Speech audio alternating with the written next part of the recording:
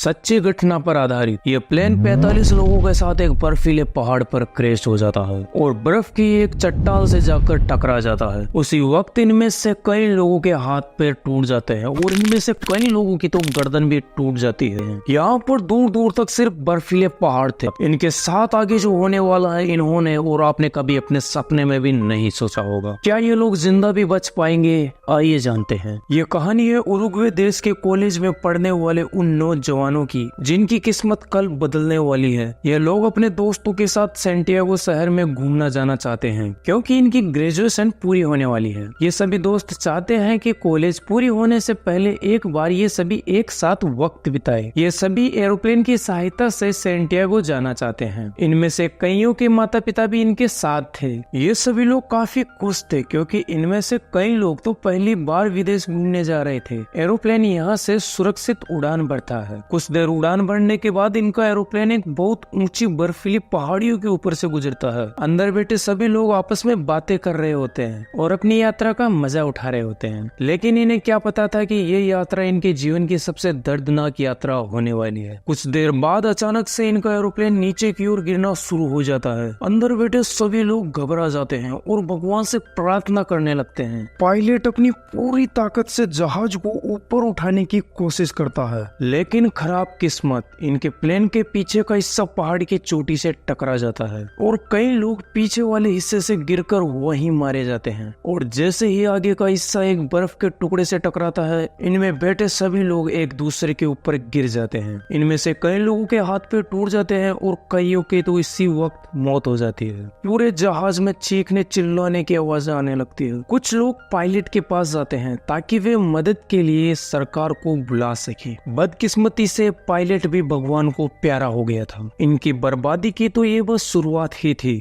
अब इनके सामने एक और बड़ी मुसीबत आ जाती है। इन्होंने रात में ठंड से बचने के लिए अपने सभी बैग्स को एरोप्लेन के टूटे हुए हिस्से पर लगा दिया क्योंकि रात में यहाँ का तापमान -30 डिग्री तक चला जाता है। ठंड से बचने के लिए ये एक दूसरे से लिपट कर सो गए, लेकिन अफसोस इनमें से कई जख्मी लोग ठंड की वजह से मारे गए। सुबह होने पर यह लोग जख्मी लोगों को बाहर धूप में लेटाने लगते हैं और बची कुची खाने की चीजों को इकट्ठा करने लगते हैं और मरे हुए लोगों को बर्फ में दफनाने लगे। अब तक यहाँ पर 11 लोग अपनी जान गंवा चुके थे। इनके पास खाना बहुत कम था, इसलिए यह जानबूझकर बहुत कम खाना खाया करते क्योंकि उन्हें पता था कि जब तक सरकार इन्हें बचाने ना आ जाए तब तक इन्हें इतने से खाने से ही काम चलाना पड़ेगा। आज पूरे दिन उनकी मदद के लिए कोई नहीं आया। तीसरे दिन नांदो नाम के एक आदमी को होश आया। होश आते ही उसे अपनी बहन का ख्याल आया। नांदो ने वहाँ खड़े लोगों से अपनी माँ के बारे में पूछा, पर अफसोस उसकी माँ नहीं रही। इन्होंने बर्फ से पानी बनाने का भी जुगाड़ बनाया और एक क्रॉस का निशान भी बनाया जिससे कि रेस्क्यू टीम इनको ऊपर से आसानी से देख सके। कुछ देर बाद इनके ऊपर से एक रेस्क्यू एरोप्लेन जाता है। इन सभी को लगने लगा था कि उस एरोप्लेन ने इन्हें देख लिया है और ये इन्हें यहाँ से बाहर निकाल लेगा। इसे देखकर सभी लोग खुश थे, लेकिन इन्हें क्या पता था कि एरोप्लेन ने तो इन्हें देखा ही नहीं। इन्हें यहाँ इंतजार करते करते पूरे 6 दिन हो गए थे। अब इनके पास खाना भी खत्म हो चुका था। खाना नहीं मिलने के कारण इनकी हालत खराब होने लगी थी। इसलिए इनमें से कुछ लोग इंसानों की डेड बॉडी को खाने का फैसला करते हैं, लेकिन कुछ लोग इसके खिलाफ थे।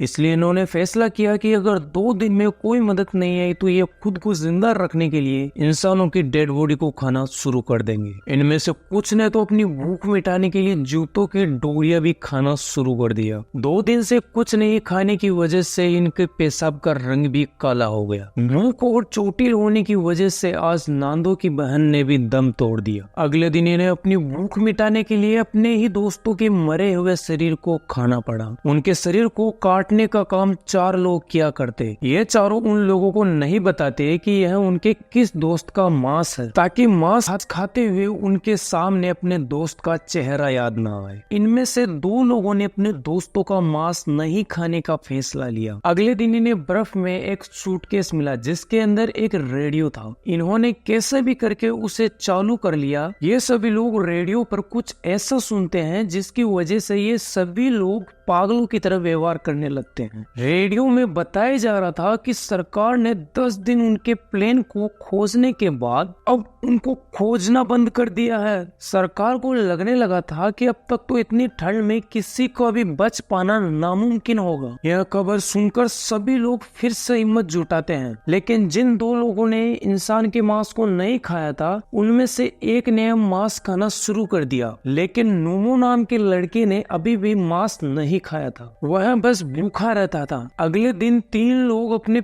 प्लेन के पिछले वाले हिस्से को ढूंढने गए ताकि प्लेन में लगे रेडियो से बाहरी लोगों से संपर्क किया जा सके और यहाँ पर मदद बुलाई जा सके। ये लोग चलना शुरू हो जाते हैं और कुछ किलोमीटर दूर जाने के बाद इन्हें प्लेन का पिछले वाला हिस्सा नहीं मिलता, लेकिन प्लेन का बीच वाला हिस्सा मिल जाता है जिसके पास कई सारी डेड बॉडी पड़ी होती है और इन्हें यहाँ पर प्लेन का रेडियो नहीं मिलता। इसका मतलब किस्मत के दरवाजे इनके लिए चारों तरफ से बंद हो चुके हैं। जब यह तीनों वापस आ रहे होते हैं तो आते आते इन्हें शाम हो जाती है और यह अपना रास्ता भूल जाते हैं और इन तीनों को एक साथ इसी ठंड के अंदर रात गुजारनी पड़ती है। रात में ठंड की वजह से इन्हें काफी तकलीफ होती है, लेकिन यह किसी भी तरह बच जाते हैं। लेकिन सुबह तो इन पर काफी बर्फ जम जाती है, लेकिन यह सही सलामत वापस अपने प्लेन क्रैश के पास आ जाते हैं। अब कुछ दिनों के लिए ये कहीं नहीं जाते और इसी प्लेन में रहकर इंतजार करते हैं। आज इन्हें यहाँ पर फंसे हुए पूरे 17 दिन हो गए हैं। यह लोग अपना मन बहलाने के लिए कुछ किस्से कहानियां एक दूसरे को सुनाने लगते हैं और थोड़े से पल सुकून के जीने लगते हैं, लेकिन इन्हें क्या पता था कि आज की रात तो उनके लिए और भी भयानक होने वाली है। अचानक से इन्हें तूफान की आवाजें आने लगती है और तभी प्लेन के शीशे तोड़कर बर्फ अंदर आ जाती है, जिसमें कि सभी लोग बर्फ के अंदर दब जाते हैं। बर्फ में दफन होने के कारण इनमें से कई लोगों के शरीर सुन्न हो जाते हैं और यहाँ पर बस चीखने और चिल्लाने की आवाजें आने लगती हैं। यह सभी मिलकर एक दूसरे को बाहर निकालने लगते हैं, लेकिन बदकिस्मती से एक और बर्फ की लहर इनकी तरफ आ गिरती है और फिर से ये लोग बर्फ के अंदर दफन हो जाते हैं। इनमें से कुछ लोग बहुत देर तक बर्फ में दफन रहे। इसी वजह से 8 और लोगों की दर्दनाक मौत हो गई। इन 8 में से 4 लोग वो भी थे जो अब तक इन्हें मांस काट कर खिलाया करते थे। अब इन लोगों को ना चाहते हुए भी अपने दोस्तों का मांस काट कर खुद खाना पड़ेगा। अपने दोस्तों को काटते हुए देखकर नूमा जोश में आकर शीशे को तोड़ने लगता है ताकि ये सभी लोग यहाँ से बाहर निकल सके। नूमा अभी 13 दिन से भूखा है, जिसने अभी तक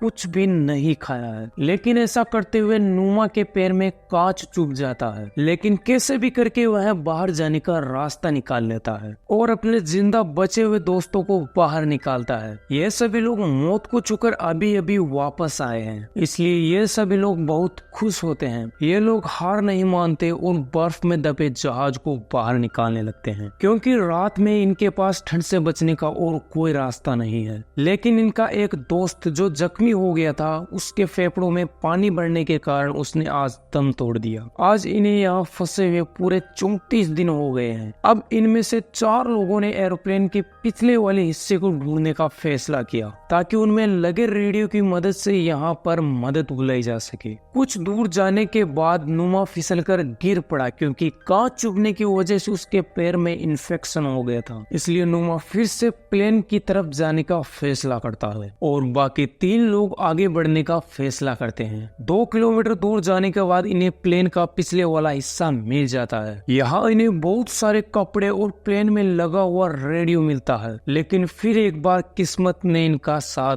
नहीं दिया, यानी कि वो रेडियो पूरी तरह से खराब हो चुका था। ये तीनों कुछ कपड़े लेकर वापस जहाज पर आ जाते हैं। नूमा की भूख की वजह से मरने जैसी हालत हो जाती है, लेकिन फिर भी वो इंसानी मांस नहीं खाता। इससे ही पूरे 60 दिन बीत जाते हैं। ये दिन इन सब के लिए बहुत दर्दनाक होने वाला है, क्योंकि 60 दिन भूखा रहने की वजह से नूमा ने दम तोड़ दिया है। नूमा इन लोगों की सबसे ज्यादा मदद किया करता था, वो भी बिना मांस खाए, लेकिन नूमा ने मरने से पहले अपने खुद की बॉडी को अपने दोस्तों को खाने की इजाजत दे दिया। इनकी मौत से इन सभी को सदमा सा लग गया था। इनके पास अब खाने को इंसानी मांस भी नहीं बचा था, इसलिए इन्हें मजबूरी में नुमा की बॉडी को भी काटना पड़ा। इनमें से 3 लोगों ने इन पहाड़ियों से बाहर निकलने का फैसला किया। जब तक ये लोग जिंदा रहेंगे तब तक ये चलते रहेंगे, ताकि ये यहाँ से बाहर निकलकर यहाँ मदद बुलवा सके। इन तीनों को नुमा की बॉडी से सबसे ज्यादा खाना दिया गया, ताकि ये सभी सही सलामत सुरक्षित जगह पर पहुँच सके। अब इन्होंने यहाँ से चलना शुरू कर दिया है। पूरे दिन चलने के बाद ये ठंड भरी रात में पहाड़ पर रुकते हैं। अगली सुबह ये फिर से चलना शुरू करते हैं, लेकिन यहाँ पर चलना काफी मुश्किल होता है, क्योंकि घुटनों तक इनके पैर बर्फ में धंस जाते हैं। फिर एक और दिन चलने के बाद ये तीनों एक बहुत ऊंची पहाड़ी पर पहुंचते हैं। पहाड़ी की दूसरी तरफ देखकर इनकी आंखें खुली की खुली रह गई थी, क्योंकि अब इनके सामने सिर्फ बर्फ से ढकी हुई पहाड़ियां ही थी और इनके पास सिर्फ 7 दिन का ही खाना बचा था और इन्हें यह पहाड़ियां पार करने में कम से कम 10 दिन लगने वाले हैं। इसलिए इनमें से एक आदमी ने वापस प्लेन में जाने का फैसला किया, ताकि 2 लोगों के लिए 10 दिन का खाना बच सके। एक आदमी वापस प्लेन में आ जाता है और ये दोनों अपनी यात्रा जारी रखते हैं। ये दोनों काफी मुश्किलों का सामना करते हुए 10 दिनों में एक नहर के किनारे पहुंचते हैं, लेकिन इस बार इनकी किस्मत ने इनका साथ दिया। यहाँ एक घोड़े पर बैठा एक आदमी नहर के दूसरे किनारे खड़ा था, लेकिन पानी के बहाव की वजह से वो कुछ भी नहीं सुन पा रहा था। इसलिए उस आदमी ने एक पत्थर को कागज से बांधकर इनकी तरफ फेंका और इसने उस कागज पर अपने साथ घटित हुई पूरी घटना लिख दिया। घोड़े वाले ने यह सूचना तुरंत ही सरकार तक पहुंचा दिया और इन दोनों को यहाँ अच्छा खाना भी दिया गया। उसी दिन रेस्क्यू टीम वहाँ पर पहुंची और इनमें से एक को अपने साथ ले गई, ताकि प्लेन क्रैश की जगह का पता लग सके। जैसे ही ये हेलीकॉप्टर प्लेन के पास पहुंचता है तो वहाँ फंसे सभी लोग खुशी से झूम उठे। उन सभी की आंखों में खुशी के आंसू थे। सच बताऊं तो ये सब देखने के बाद मेरी आंखों में भी आंसू आने लगे थे। इस सच्ची घटना का ये असली वीडियो देखिए। इस सभी को यहाँ से रेस्क्यू कर लिया जाता है। आखिर 45 में से 16 लोग यहाँ से जिंदा बच निकलते हैं। इस सच्ची घटना से हमें क्या सीखने को मिलता है, कमेंट में जरूर बताइए। धन्यवाद।